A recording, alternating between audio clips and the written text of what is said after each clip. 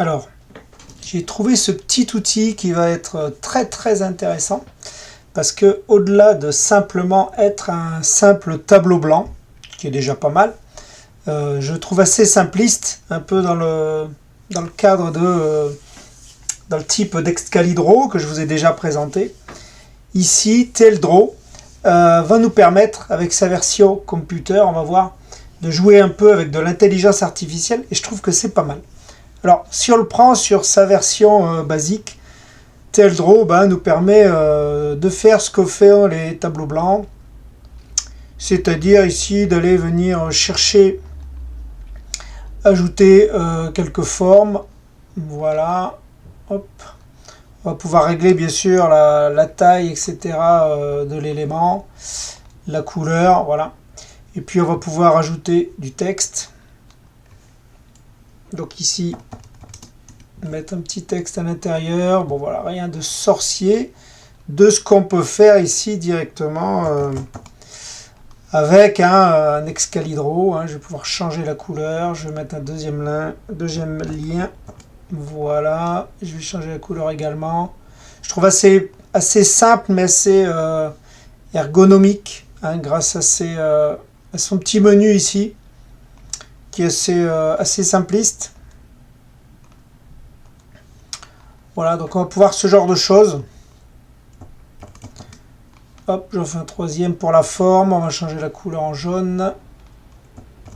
Voilà, on va pouvoir grouper, dégrouper des éléments, bien sûr. Ici, lien 2. Voilà. Et bien sûr, ici, ça sera en orange. Ok. On va pouvoir mettre des petites flèches. Alors, une petite flèche qui relie ici mon élément à celui-là. Ici, je vais pouvoir faire une petite courbure. Hop.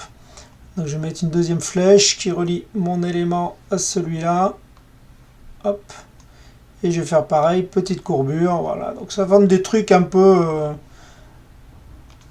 jolis. Voilà. Et puis, on a ce genre de choses. Voilà. Ce qui est aussi pas mal avec TLDraw, c'est qu'on va pouvoir impacter tout ça dans un élément ici, ce qu'ils appellent frame, et qui pourrait devenir une slide, de manière à pouvoir présenter plus tard notre élément, qui deviendrait une slide. Donc là, j'ajoute une page, je reviens sur ma page, on peut créer des pages. Et donc, on verra qu'on peut exporter ou carrément lancer ou partager le projet. Alors, ce projet, je peux le partager, bien sûr, à des personnes. Et puis ici, je vais pouvoir partager ce lien, ce QR code, et mettre certains droits pour que les personnes puissent y accéder directement. Alors, ce qui est bien, c'est qu'il n'y a pas besoin forcément de se créer un compte. Les gens vont pouvoir y accéder directement. L'idée, c'était pas de montrer TLDraw qui est un petit outil tableau blanc simple. Ce que je voulais vous montrer surtout, c'était TLDraw Computer. TLDraw Computer, comme son nom l'indique, on va pouvoir faire un peu comme de l'automatisation, ajouter des étapes, et de ces étapes, travailler avec de l'IA pour lui faire des choses. C'est là où je trouve pas mal, parce qu'il y a pas mal d'exemples qui vont nous permettre d'aller simplement interroger l'IA pour, par exemple, créer un article, ou aller créer un modèle d'email, ou aller jouer avec des images. Alors, on va pouvoir lui dire, tiens, moi je dessine ça, fais-moi un verre de smoothies avec les fruits ou avec ce dessin-là. Donc je trouve assez sympa. Alors c'est ce que je vais vous montrer, et c'est ce qu'on va voir avec TLDraw. Donc TLDraw, c'est la version TLDraw Computer, donc une petite vidéo explicative ici, pour expliquer un peu comment ça peut fonctionner. Alors, je vais peut-être me mettre en plein écran. Voilà.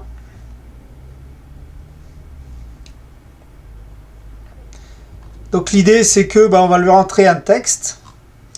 Et avec ce texte, on va demander à l'IA de faire quelque chose. Alors, hop, on ne voit pas. Le mieux, c'est que je vous montre directement. Alors, ce que je vais faire ici, c'est que je vais faire un nouveau projet. Allez voir. Hop. Et j'arrive sur exactement le même tableau blanc que TLDraw version classique. Sauf qu'ici, on voit que j'ai tout un menu d'instructions. Ici, on peut faire du texte, ajouter des images, la caméra, faire un speech to text, ajouter une URL de website, enfin, lui faire créer carrément du texte à partir de texte à un site web, lui faire analyser de la data via un fichier, lui mettre des boutons, des toggles, enfin faire beaucoup de choses. C'est ça que je trouve sympa, c'est que derrière son petit air simpliste là, on va pouvoir lui demander de faire des choses. Alors moi, ce que je vais commencer à lui demander, par exemple ici, c'est que je vais lui demander d'aller ajouter une instruction. Pourquoi ajouter une instruction? Parce que je vais lui demander de faire des choses. Donc toutes les demandes qu'il va y avoir à lui faire faire, ça va commencer par une instruction. Voilà. Donc c'est comme ça que ça va commencer. Donc ici je vais prendre l'instruction. Voilà, vous voyez que j'ai un petit bloc ici instruction que je vais mettre là. Je peux mettre en bleu, en vert. Alors moi les instructions je vais les mettre en vert par exemple pour bien les repérer. Et on voit qu'on a un petit bouton play. Alors ici on va lui dire tu es. Alors là on parle à une IA quoi. Tu es expert en histoire. Et on va lui dire de rédige. Qu'est-ce qu'on va lui demander? Un article succinct sur la Deuxième Guerre mondiale. En français, on va lui préciser ce que les IA. Et là, tout simplement, ici, je vais lui dire, je vais venir lui connecter une sortie. Donc, il y a toujours une entrée et une sortie. Et je vais venir lui connecter un texte en sortie. Ce texte en sortie, c'est qu'est-ce qu'il va me donner comme résultat. Donc, je vais mettre en bleu pour qu'on le distingue bien. Voilà, je vais l'agrandir. Et ici, le but, c'est qu'il me rédige, qu'il me sorte, depuis cette instruction, sur la Deuxième Guerre mondiale en français. Voilà, alors j'ai pas mis de taille de texte, on va voir ce qu'il me fait. J'aurais pu lui dire une histoire de France. Voilà. On va enregistrer le projet. Donc article. Test. Et je lance. Donc je lance mon petit bouton play. Vous voyez que j'ai un petit bouton ici stop workflow. Mon petit bouton play ici mouline. Et ça veut dire que l'IA est en train de travailler. Et là, ça me sort vraiment un petit texte. C'est comme si j'avais fait ça dans ChatGPT. Oula, je reviens. Donc la Seconde Guerre mondiale en France, Seconde Guerre mondiale 1939-1945, déjà ils ne se sont pas trompés dans les dates, a profondément marqué la France après les défaites 1940 face à l'Allemagne nazie. Le pays fut divisé, une partie sous l'occupation. Bon, je ne vais pas tout vous donner. Ça m'a l'air pas mal. Il faudrait vérifier quand même. Mais ça m'a l'air pas mal du tout. Et ici, j'ai bien ma version texte. Alors, c'est pas mal parce que à ça, on va pouvoir éventuellement lui demander d'autres choses.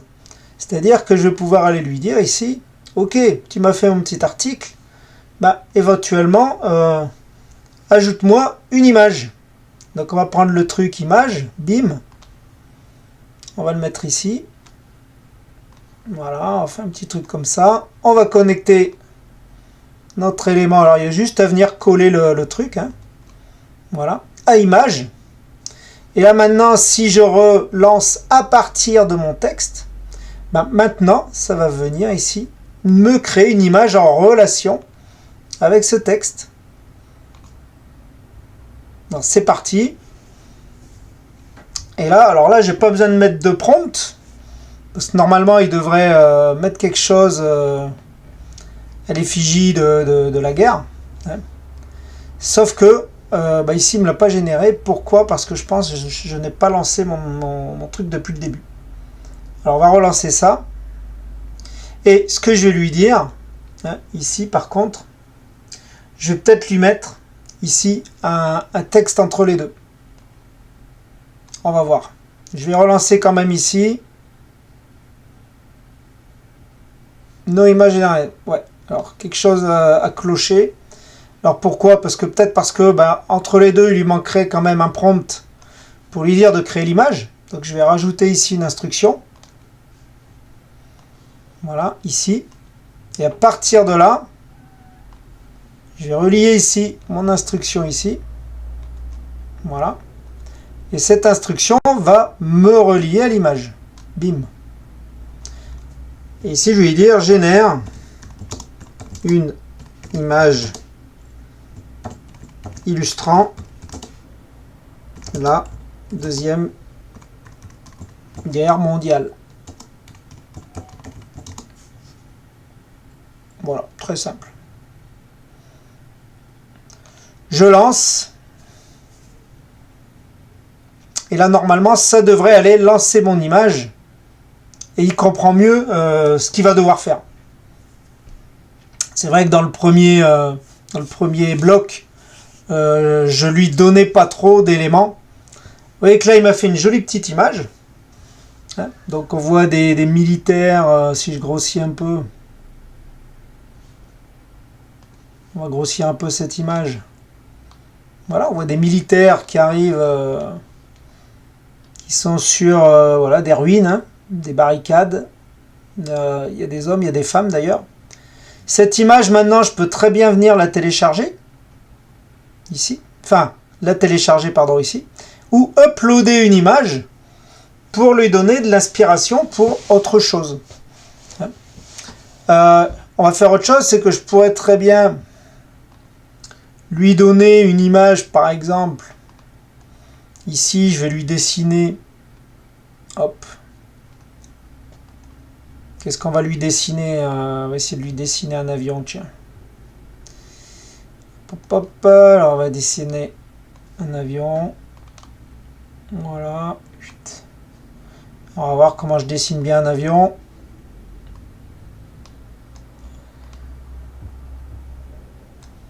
Voilà. Alors, c'est un super avion, hein.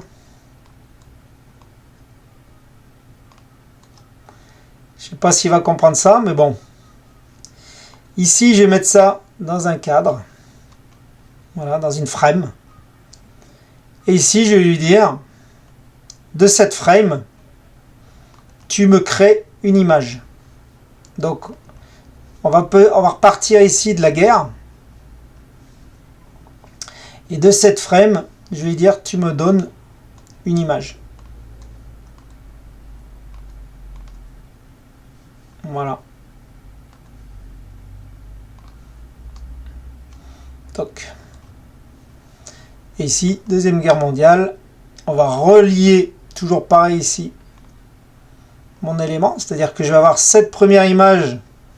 Je vais lui demander de générer cette première image. Alors, je vais diminuer un peu pour dézoomer. Voilà. Et je vais relier ici mon élément de manière à, voilà, ici, tac, hein, qui voit mon avion, hop là, voilà.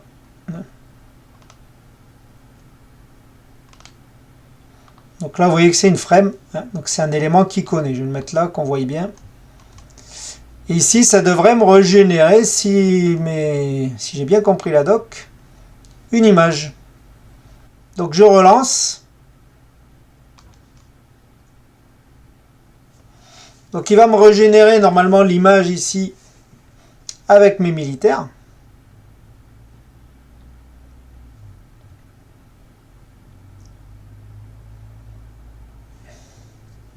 Voilà, donc on voit des ruines. Hein.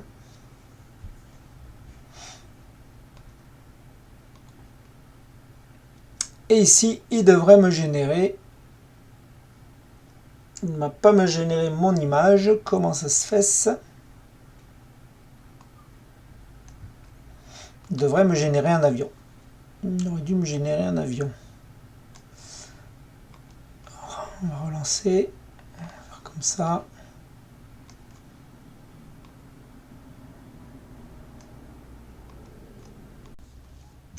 Alors,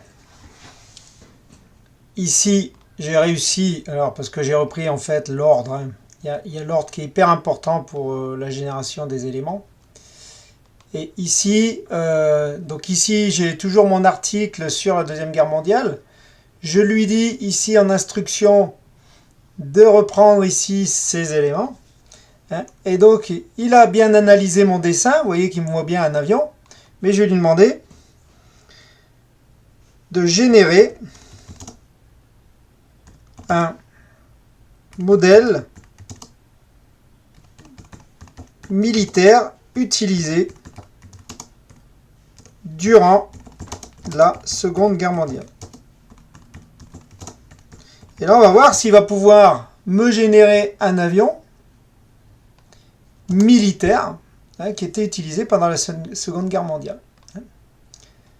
Donc, c'est-à-dire que là, je lui fais croiser les informations de manière à ce qu'il puisse ici me générer les éléments que je veux. Alors, voilà. Alors ici, je refais en live. Hein. Peut-être qu'il faudrait que je connecte ce texte ici à celui-là. On verra. Plutôt que la description de l'image. On va faire un premier test comme ça.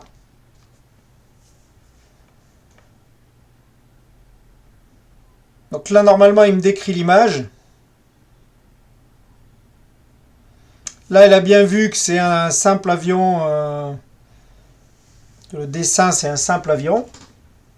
Et on va voir ce qu'il va me générer comme modèle d'avion en croisant les informations de mon article. Ouais, top. Top, top, top. Alors, c'est le... Je ne saurais pas vous dire ce que c'est. Je me demande si c'est pas le... C'est le modèle allemand, donc je me demande si c'est pas le Messerschmitt allemand, qui était un avion qui est top, top, top. Donc vous voyez que ça marche. J'ai croisé mes informations. Je lui ai fait un petit dessin pour lui montrer un peu ce que je voulais qu'il reconnaisse. Et il arrive à me faire, à partir de ça, divers éléments. Donc voilà le petit exemple. Alors on peut aller très très loin. J'ai joué un peu avec, sur de la génération d'emails, on peut aller très très loin. Vous allez pouvoir lui mettre un prompt de base et aller mettre à qui vous voulez rédiger quelque chose, un article, etc. Moi je trouve que c'est pas mal du tout, sachant qu'en plus on peut le publier, le projet, et que les gens vont pouvoir le réutiliser. Donc en fait, je trouve que le script de base va pouvoir être utilisé. Alors me demandez pas combien on a droit de token, je n'ai pas trouvé où est-ce qu'il y avait l'information. Mais ceci dit, je trouve le truc intéressant. Je vais encore faire, je joue un peu avec. On peut mettre des boutons, on peut mettre des toggles, on peut mettre des conditions. Oui, non, si. Vous irez voir la doc. On peut faire vraiment beaucoup, beaucoup de choses. Voilà, dites-moi si ça vous a plu. Et j'en ai un autre en réserve. À plus tard.